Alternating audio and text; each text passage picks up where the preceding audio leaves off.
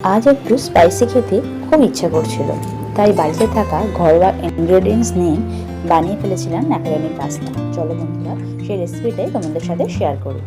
প্রথমে ম্যাকারনি পাস্তাটাকে আমি সেদ্ধ করে নিয়েছিলাম। এরপর গাজর কুচি, বিনস কুচি, পেঁয়াজ কুচি, ক্যাপসিকাম কুচি আর পাস্তা মশলা নিয়ে নিয়েছিলাম। পাস্তাটা যখন সেদ্ধ হয়ে গেছিলো তখন আমি একটু সাদা তেল দিয়ে মাখিয়ে ওটাকে রেখে দিয়েছিলাম। এরপর কড়াইতে সাদা তেল দিয়ে তাতে কুচি করে রাখা গাজর আর বিনসের টুকরো দিয়ে দিয়েছিলাম।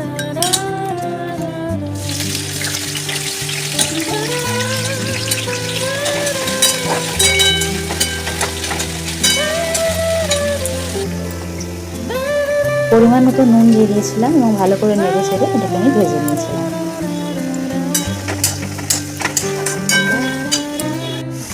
হালকা করে ভাজার পর ওখানে আমি একটা কাঁচা লঙ্কা কুচি দিয়ে দিয়েছিলাম।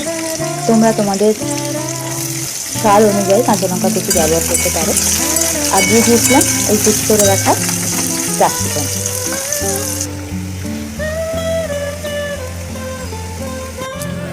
সবকটা জিনিস যখন ভাজা হয়ে গেছিলো, ভাজার সবজিগুলোকে আমি তুলে রেখেছিলাম। এরপর ওই কড়াইতে তেলের মধ্যেই আমি কুচনো পেঁয়াজ দিয়ে দিয়েছিলাম এবং পেঁয়াজটাকে ভেজে নিয়েছিলাম হালকা করে।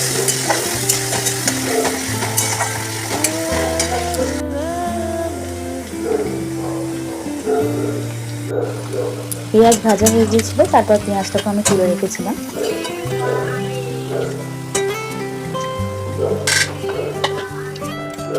এরপর ওই তেলের মধ্যে আমি একটা ডিম দিয়ে দিয়েছিলাম। ডিমটাকে ভুজিয়ে মতন করে নিয়েছিলাম। অবশ্যই নুন দিতে হবে পরিমাণ মতো।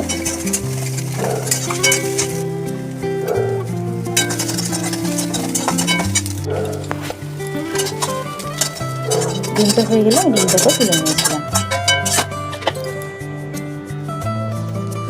দেখো ভাই বন্ধুরা, ভাজাগুলো রেডি হয়ে গেছে। এরপর কড়াইতে সাদা তেল দিয়ে তার মধ্যে আমি পাস্তাটা দিয়ে দিয়েছিলাম এবং পরিমাণ মতো নুন দিয়ে দিয়েছিলাম। ওপর থেকে ভালো করে মিশিয়ে নিয়ে তার মধ্যে ভেজে রাখা সবজি আমি দিয়ে দিয়েছিলাম এবং পাস্তা মশলা অবশ্যই এটা দিতে হবে। এটা খেতে আমার খুব ভালো লাগে, মনে হয় এটা দিলে স্বাদটা আরও বেশি হয়ে গেছে। সমস্ত সবজিগুলো দিয়ে দিয়েছিলাম এবং ডিমের কুচি বা পেঁয়াজ কুচিও দিয়ে দিয়েছিলাম। ভালো করে নাড়িয়ে চাড়িয়ে নিয়ে নিয়েছিলাম এবং রেডি হয়ে গিয়েছিলো আমাদের খুবই টেস্টফুল ম্যাকারনি পাস্তা। কেমন লাগলো সেটা তোমরা আমাকে কমেন্ট সেকশনে অবশ্যই জানিও। আর যদি আমার ভিডিওটা ভালো লেগে থাকে তাহলে অতি অবশ্যই আমার চ্যানেলটাকে লাইক, শেয়ার আর সাবস্ক্রাইব করতে ভুলো না কিন্তু বন্ধুরা। সবাই খুব ভালো থেকো। টাটা।